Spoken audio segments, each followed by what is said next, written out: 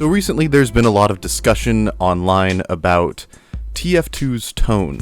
People going back and forth discussing, was TF2 always a silly game? Was TF2 always this wacky, goofy amalgamation of things that aren't really to be taken seriously? I have a lot of thoughts on this topic because also recently, the new Devil May Cry series came out on Netflix, and a lot of people have been talking about that show in a very similar way. I thought there was a pretty interesting parallel there, because in that show, there was a clip circulating of Dante from Devil May Cry cracking jokes and being super self-aware and kind of corny about it. And got people talking, arguing about whether or not Dante was always this way.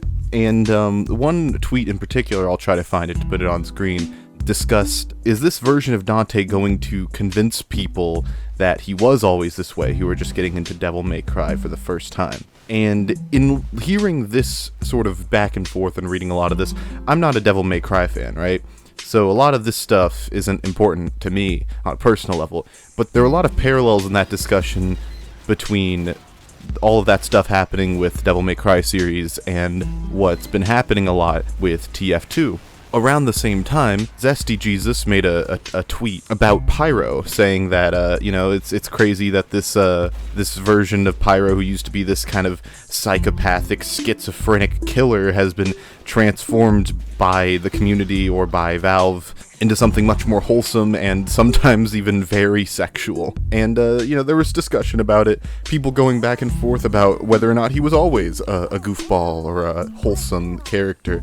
And I kind of wanted to make a second channel video talking about that, because I think it's interesting, because similar to the Devil May Cry situation, I wonder if the modern incarnations of the TF2 cast, evidenced by the comics and various cosmetics, have retroactively changed what people think the characters, as well as the game as a whole, has always been like. And I don't know how much this actually matters in the grand scheme of things. Obviously, how people perceive the characters in a video game isn't exactly like the most important thing, especially compared to what the characters actually are.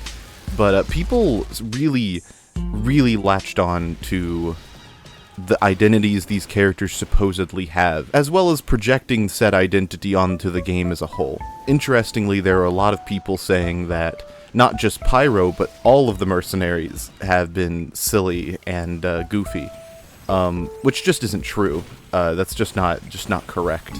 I would even argue that multiple of the mercenaries aren't silly and goofy at all, even today. If you call the mercenaries silly, you gotta qualify what you mean, because I have more thoughts about that. We'll get into that later. One of the interesting things about this for me is the sort of historical revisionism, because the public perception of Pyro as a character is that he is a very wholesome kind of self-insert. It's common to take the Pyro and make him kind of cutesy, and cosmetics that have been released since the game's launch have certainly accelerated that development.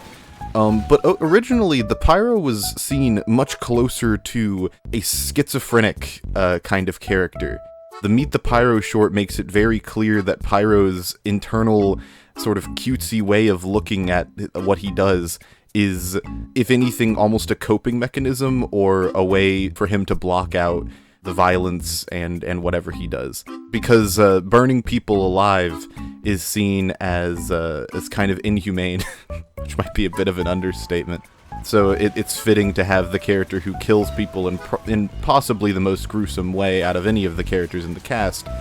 You want to give that character kind of a rationale maybe for why he is the way he is, And that's what the Meet the Team shorts have done. And that's kind of what a lot of the original information we had about the Pyro before the Meet the Team short insinuated.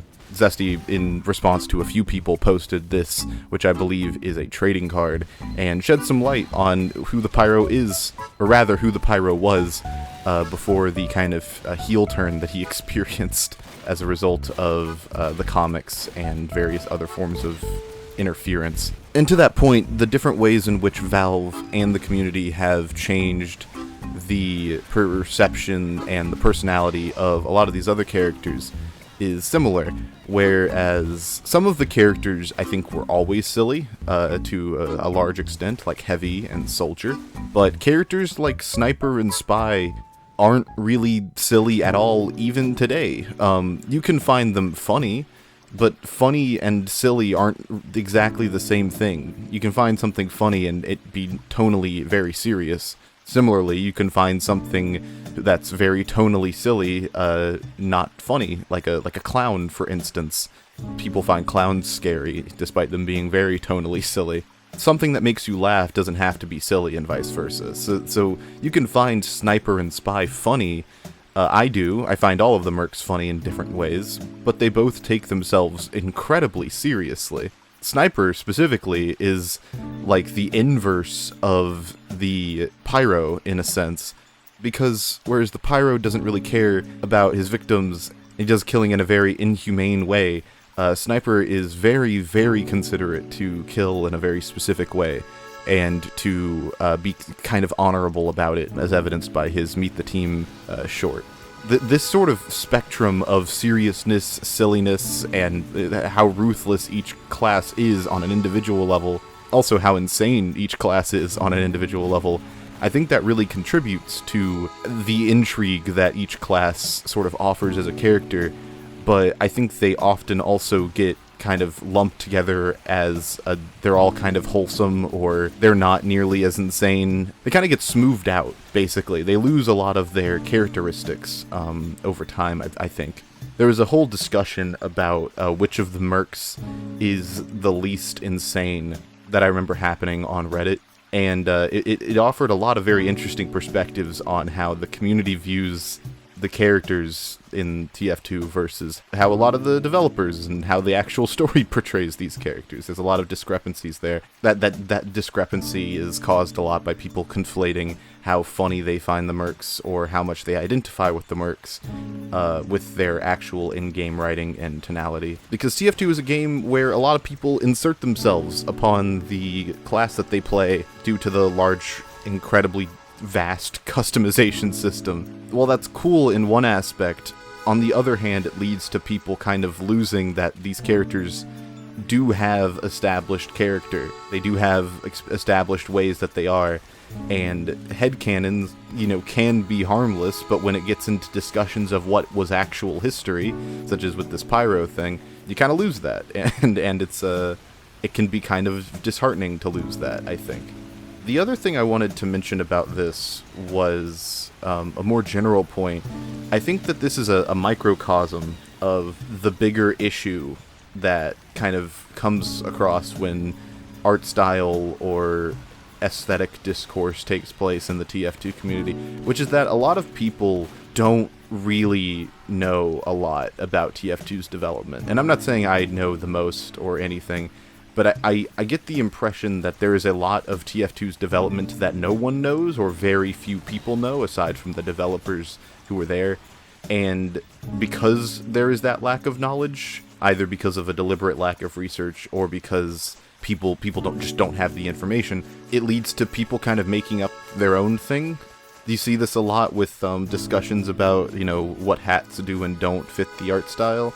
And I'm not saying everyone who makes content for TF2 should necessarily have a degree in game design, or they should have an in-depth knowledge of the history of TF2. I'm not saying that, but I do think that when people go out of their way to make these arguments online, they do so from a place of what they currently know, and don't take into consideration that maybe there's information that they lack that would give them a more informed perspective. I know that's just the internet, and I know I'm guilty of this as well. I not to get too personal, but this is what I'm describing is something I do, and I try my best not to do it, but sometimes people ask you a question and you just instinctively respond with what you know and don't really think about, oh, maybe I don't know as much as I think I do on this subject, and I should defer to people who are more knowledgeable about it. But yeah, I think that this whole debate about Pyro has kind of shed some light on how people perceive not only the game, but also discussions about the game's history, and where a lot of the information gaps kind of come from, which I find really interesting. So I thought I would just throw my hat in the ring on this subject. Yeah, this is an episode of Lucid Live. you're experiencing me live and in person with no script. It's crazy, I know, but but yeah, I don't know how to end these. I don't know if I'm gonna. Let me know what you guys think about this format. I don't know what it'll if I'll keep doing this. Maybe I'll just completely delete this video. People are like, no, you're stupid and wrong. I don't know. I had thoughts about this, and I wanted to discuss it. So yeah, see you all next time. Stay tuned and stay lucid. Bye bye.